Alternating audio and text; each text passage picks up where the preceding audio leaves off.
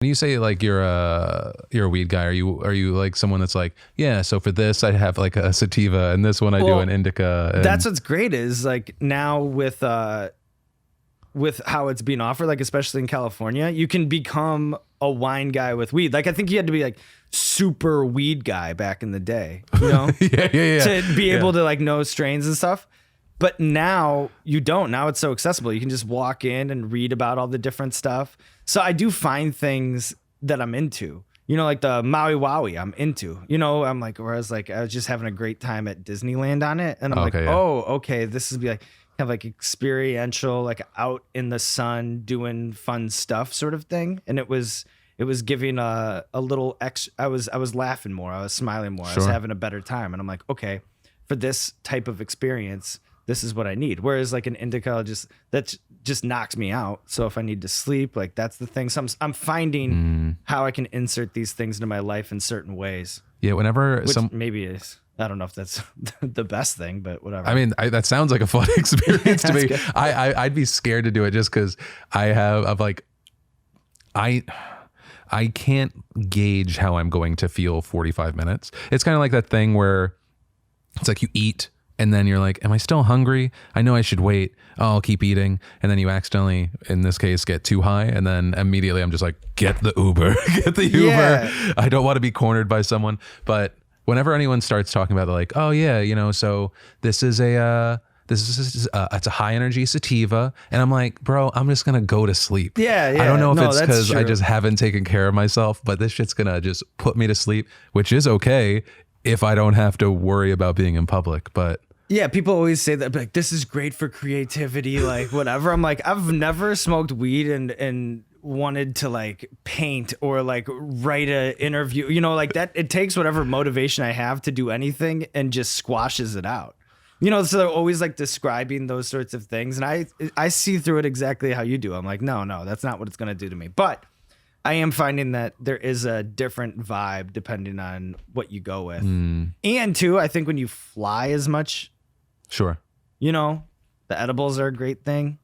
So, you know, because it'd be like time travel on those cross country flights. Oh, yeah. Knock yourself out. See, that's for when you were talking about the lungs. I was like, my big I saw a billboard for it where it was just, it says that it's like correct doses for edibles and it's in the form of mints. And I don't have a lot of experience with it, but I was like, I really want to switch to that because I hate, even if it's not cigarettes, I hate actually inhaling because then it'll sometimes mix with when I'm sick, but then I'm just like, I was only able to hold my breath for like 40 seconds. That's horrible. Yeah. Like, so trying to change from that. But it's also interesting when you talk about how it's changed. I remember even just 5 years ago when it was like someone like cared about weed, like they would literally, I had a buddy that would bring over a Pelican case that had a vaporizer, and I was like, "This is it's equipment. It's it's too much. You've taken this to a level. it's not like it's all fun, but it feels like it's wrong." Right, but now I think too, even with those edibles, and I think there was a time I remember in high school where we'd make weed brownies or whatever, and you'd have problems because the way that oil sits on the pan, maybe it can be real heavy to one side and light on the other, but then you're waiting like 2 hours to kick in, and and that would lead to some wild, scary nights. Oh yeah. Whereas now too much of an edible. Those mints. Like Chris Schoenberger, Hot Ones creator, you know, he's not a weed guy. He doesn't smoke weed or whatever, but he's now onto the microdosing in edibles because it's like, 2.5 milligrams, like on the dog walk, like the last dog walk of the night. Like I find that me and Ruggles were like on the same wavelength when that happens. It makes for nicer walks, easier sleeps. And that's his thing. Like that's his new like maker's mark on the rocks or something. Yeah. I respect that. Edibles are rough. The first time I ever tried edibles, like everyone else, well, like 90% of people had too much. And I was just like stuck in bed, kept feeling like I was going to have a heart attack just because I could feel my heart. Yeah, like I'm going to die. And then I'll always remember Grey's Anatomy came on, and it was that episode where they shoot up the hospital. And in my head, that shit was really happening. Yeah. And I was like, no, this is horrible. While I just like eat Domino's pizza. Yeah, it was horrible. Have you had any kind of bad edible experiences? Not I've probably Well, edible, yeah. There's been times where you're like, I'm too high. I'm in a prison of my own making, sort of thing. Like I don't want to be this high. I wish I wasn't this high, and then it's a problem. And then it just spirals on itself. Yeah. No, there have definitely been times where I was like, oh man, this thing's stressing me out. And then I got high, and then the thing got worse, and then I just went off. And it starts just chasing its own tail. But like have you ever done like mushrooms or anything? I haven't, and I'm intrigued. Yeah. But I stayed away from any kind of like hallucinogen, just because for a really long time, and I think it's only really changed over the last 2 years, I was kind of just nervous about a lot of the shit in my head. And I say even up to like about 2 years ago, because I feel like the biggest skill that I've gained is just keeping now more than ever, like not feeling like I have to share certain things, which are often negative.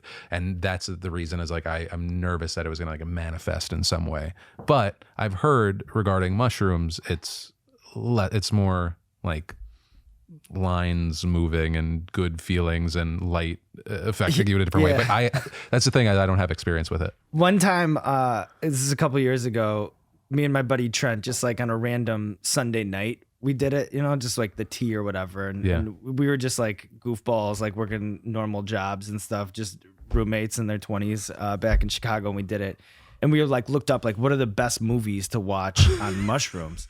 And the overwhelming favorite, like this thing that we saw pop up on like message board after message board, was Tangled.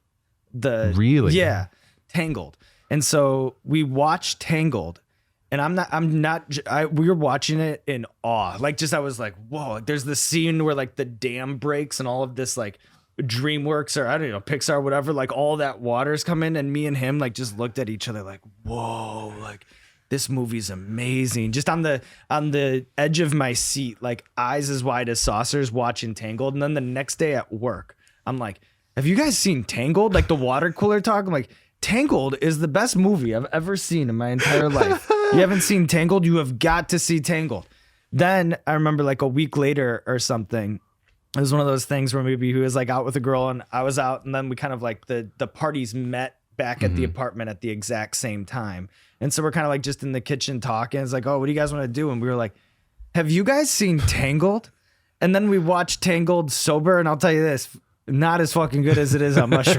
We watched that, like at the end of that, we're like, wait a second, like why are we so entrapped by that the first time? So that's the power of it. Like sometimes, whatever, you can go on like sort of a light thing and then and watch a movie and be like, you're like, whoa, this is such an experience. Stayed positive, because that scene like ends with them almost drowning, right?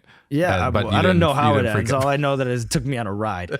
And then but yeah, then there are times where like if you're on like a more serious trip where it's like almost like you're going deep, you're like looking at a mirror of your own soul and stuff like that. And depending what kind of headspace you're in, I think that can go sideways. Yeah. So, and sizing you up and knowing what I know about you, I feel like it's a coin flip on whether or not that's going sideways. Yeah.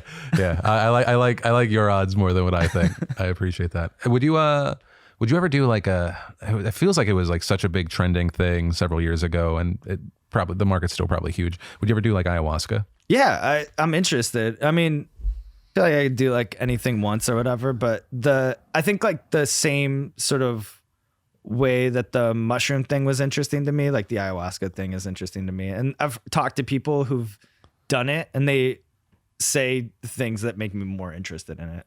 Yeah, I would say that for me, that's a coin flip too, just because I've talked to people that have said things that are positive, but then scared the shit out of me of just like that they saw creatures and that they're all around. And there was like essentially this whole like mythology thing that was connected to it. And I was like, dude, if we're in like the fucking Matrix, yeah, but that's what I always think. I'm not Neo, dude. I'm chill. Yeah, but I always think when sometimes I'm on mushrooms or whatever, and they do that thing where like you only use 10% of your brain or whatever. I don't know, like that. But I'm like, oh yeah, like when you do it, you're like, my brain is so much bigger than the way I use it, and like the same way that you do ayahuasca, and then all of a sudden you're like creating a religion out of your brain, out of your own brain, with like creatures around and like a whole mythology. And then you're like, wow, like what we're capable of with our minds and stuff. But,